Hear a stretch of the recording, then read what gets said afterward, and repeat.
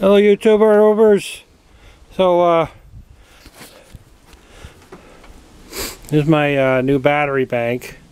When I planned it out in my head and with tape measure, I was hoping I could get 3 rows if I put them the other way.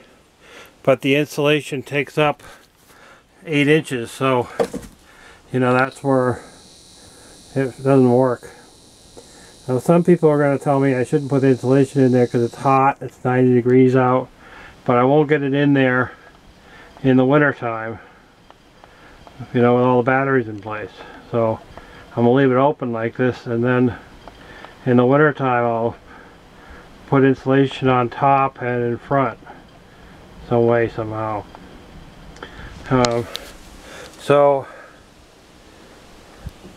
Oops, I hit the wrong button. I think I did anyway.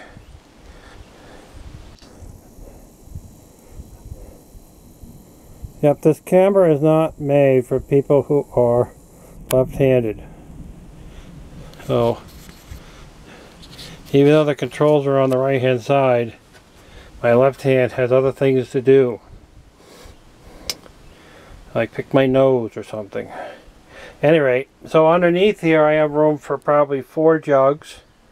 Makes this whole a very volatile thing, but I could put some kerosene under there. I could put some gas for the generator.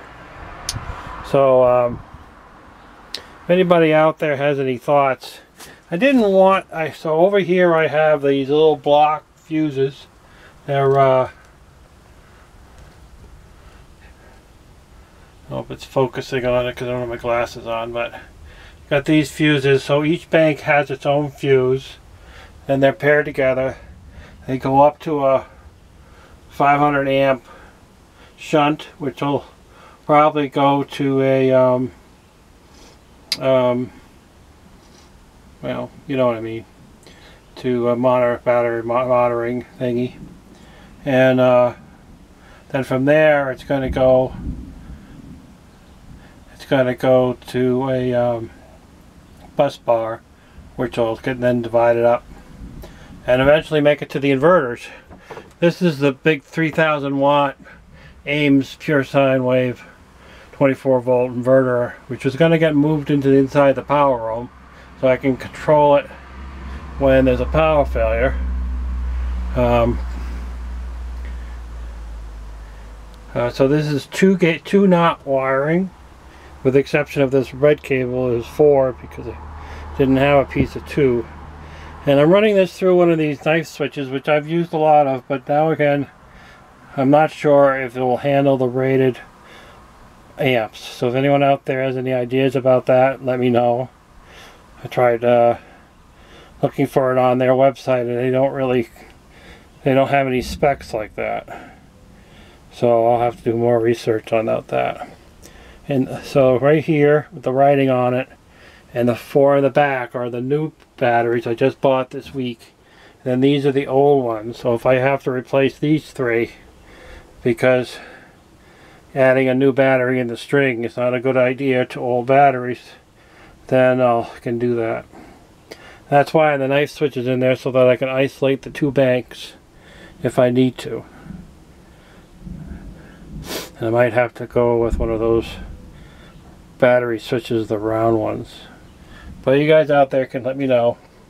Here is where the wind turbine is hooking up. This right here goes into a switch which has a free span, a brake, and a then it connects it up to the rectifiers and to the what's up meter clones, so that I can monitor it, and then they come out onto these breakers. So this is my old panel that I've used in the past for lower wattage output inverters. It was my original panel that I set up in the barn with I think it was 10 Sun Force 15 watt 12 volt panels. So this was my original one. It has a voltmeter on it, and you know, breaker packs. So I may continue to use it. I might be doing is putting like a 300 watt inverter in here, 24 volt, just to run little stuff out here. And yeah, and of course I got to put a door up because my door I used disintegrated because I wasn't smart enough to pick an exterior door. It is leaning against the barrel, and it's a big accomplishment. These batteries are heavy for me. Some people think they're light, but to me they're heavy. So that's where I'm at. Wish everyone well. It's Friday, July 21st or 22nd, one of those two. And yeah, ta-ta. Oh, and here's creeping in Simba. Simba, wave to the camera. Or not. Ta-ta.